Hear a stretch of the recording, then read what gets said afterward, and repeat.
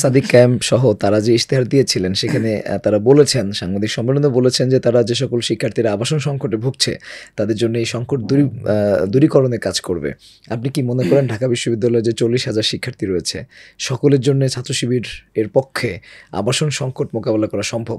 দেখেন, কিছু আছে খুব শর্ট টাইম ব্যাপার, কিছু আছে খুব লং টাইমের ব্যাপার। আমার মনে হয় যে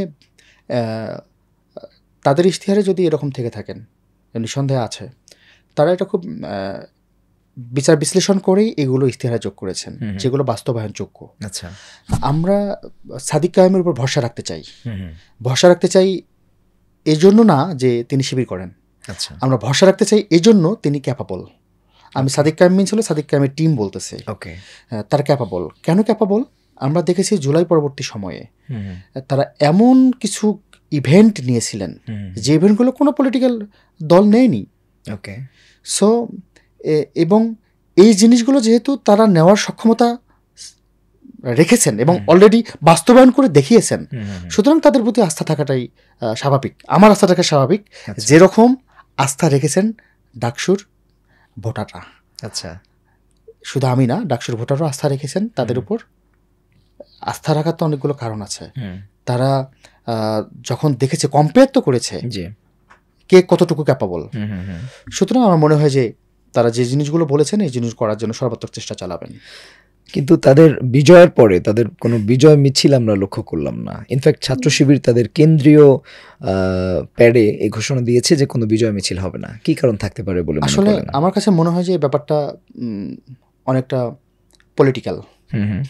পলিটিক্যাল মিনস হলো, এখানে যারা ডাকসুতে ইলেকশন মানে আপনার প্রতিদ্বন্দ্বিতা করেছেন প্রত্যেককেই কিন্তু খুব রিসেন্ট সময়ে ফ্যাসিবাদী আন্দোলনের সম্মুখ সারির মানুষ।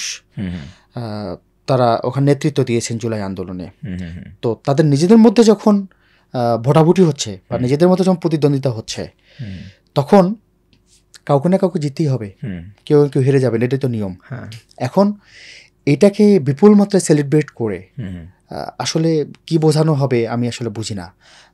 মানে জুলাইতে আসলে যাদের সাথে নিয়ে আন্দোলন করেছি তাদেরকে এখানে পরাজয়ের কোনো কিছু নেই তো, মানে এটা আসলে বিজয় আমি জানি না, তো এটা একটা দায়িত্ব চলে গেছে ওনাদের উপর।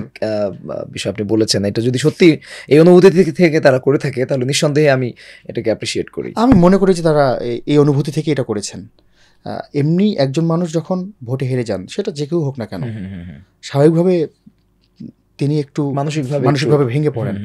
এখন তার উপর যদি হই হুল্লা, উচ্ছ্বাস, আনন্দ, বিপুল বিক্রমে যেটা হয়, এটা আসলে প্রয়োজন নাই।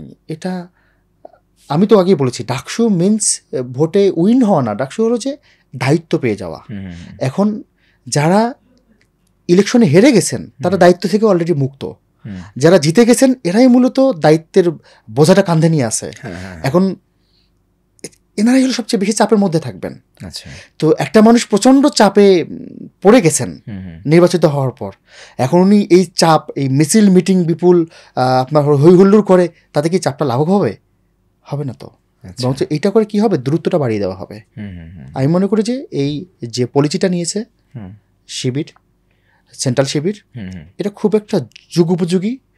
আমরা যে পরিবর্তনের সূচনা চাই, দেখতে চাই, এটা তারই একটা অংশ।